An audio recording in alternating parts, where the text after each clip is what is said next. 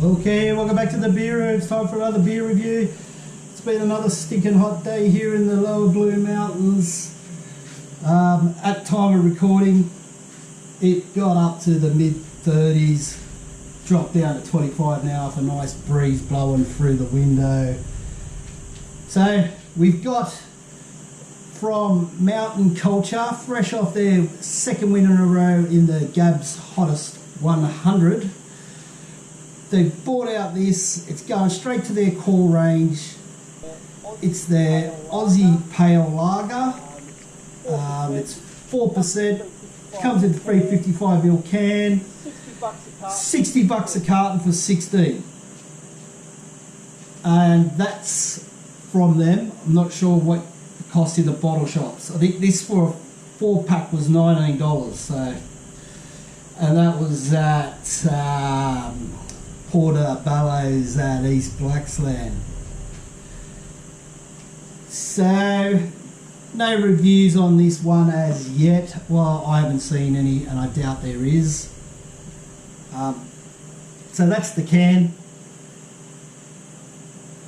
It's the back. This can design's a little bit different than what Mountain Culture normally do. Normally it's a lot of graphic-y sort of artwork. This one's more of your traditional artwork. It's got a nice golden cockatoo and the three sisters there. So we'll give it a read on the back of the can quickly, saying using pure Blue Mountains water and hand-selected Australian ingredients for the ultimate crisp, smooth and refreshing lager brewed in the mountains, easy drinking everywhere. So this one's brewed and canned up in Katoomba. Whether they'll move that production down to Emu Plains later, I'm not sure. 1.1 standard drinks, 4% like I said. Nice golden top there. Best before date's the 24th of October, the end of this year, so she's fresh. Okay, let's crack her open.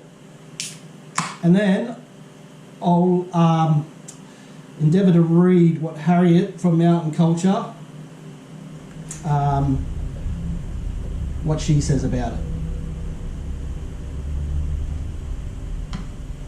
There's the beer, nice, clean, good amount of carbonation, pretty white froth head there, but that'll die down, don't you worry about that, Zig, it'll die down and that beer will come up. Where are we going to put that? We'll put that right there. So, we'll quickly just read what Harriet says about it. There's a bit of a long story, so I'm not going to read all of it. We'll crack down to the three main goals that they set when they made this beer. So it's been in the works for 18 months, and finally we feel like we're there. Not there, because we'll never be there. We are crazy perfectionists in that way, it's annoying. Before it could join our esteemed core range, it needed to tick a few goals. So goal 1, had to be highly technical and complex, but not boring. Not boring as in flavourless. I mean boring as a compliment in that it should be so balanced that nothing steals the show. The bitterness hops shouldn't override the sweetness of the malts or vice versa. As she wrote on the can description that got vetoed, APL, more balanced than a flamingo on one leg. Anyway, goal 2 is the main one, I feel. It'd be good if they listed the exact ingredients, like the hops, the malts and the stuff, that the yeast that they use, but I guess they don't want to give away their secrets. So this is what they say: we'll take the best of both worlds. We'll use Aussie ingredients, our German brew house and traditional brewing techniques, ensuring we always give the beer the lagering time and attention it requires. We will not take the mainstream lager route of brewing it at 10% and then cutting it down or diluting with water until it hits the 4% or 5% ABV mark. Come on. So I don't know what they do. Goal 3, DJ wants to smash a case after mountain bike riding, probably the most important goal to hit from the harshest of critics, but we got there. So DJ likes to smash a few of these because they're easy drinking. So let's have a bit of a smell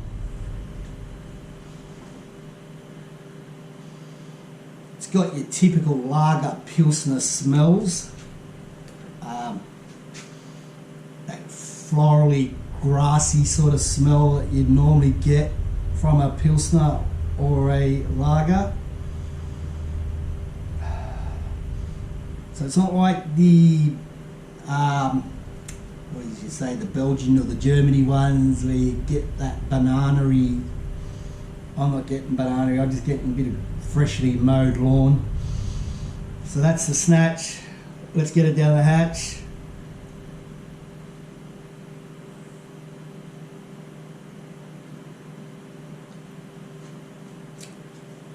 So the smell's pretty much like the flavouring, very grassy, florally, sort of an earthy sort of taste. Not earthy like a stout where it's big and soily, but just a little bit less earthiness than that. Well, a lot less earthiness than that.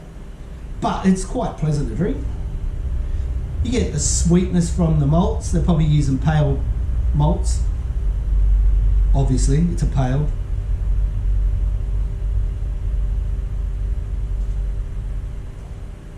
So traditionally in pale lagers, say in Czechoslovakia, Germany, them sort of places, Europe, they would use noble hops. Don't have noble hops in Australia. Back in the 80s, they started making one from the, I think it's the Hallertau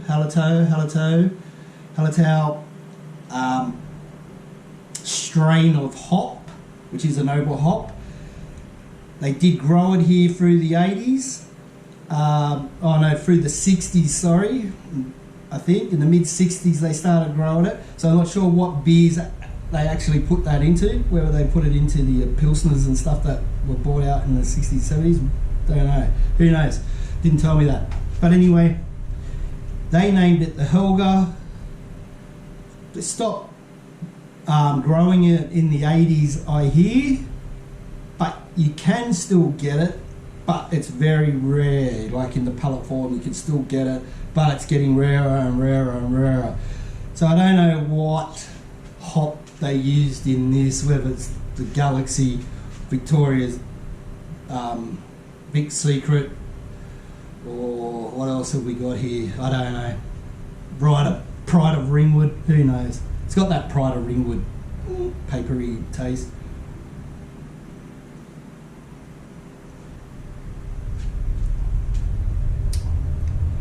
I like it better than the other lager, wherever that is.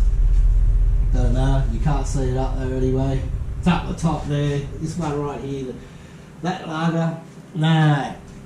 Tried too hard, I think. Just didn't like the taste. This one's a lot better. This is more like your traditional lager.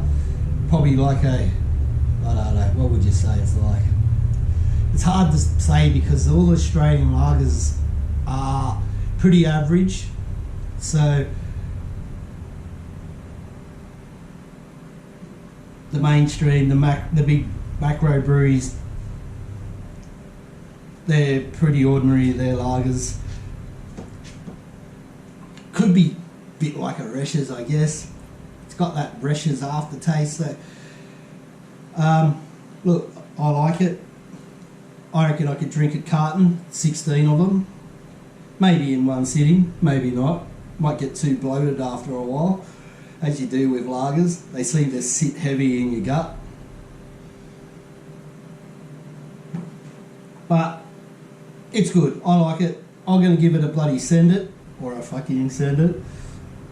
So out of 5, I rated it on Tapped at 3. So in the beer room, I'm going to give it a 3.31.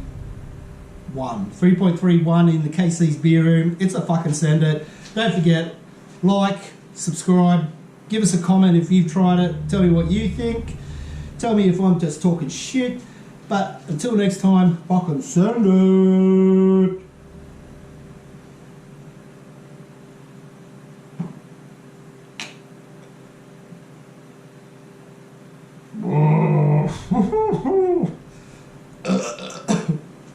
That didn't go down well.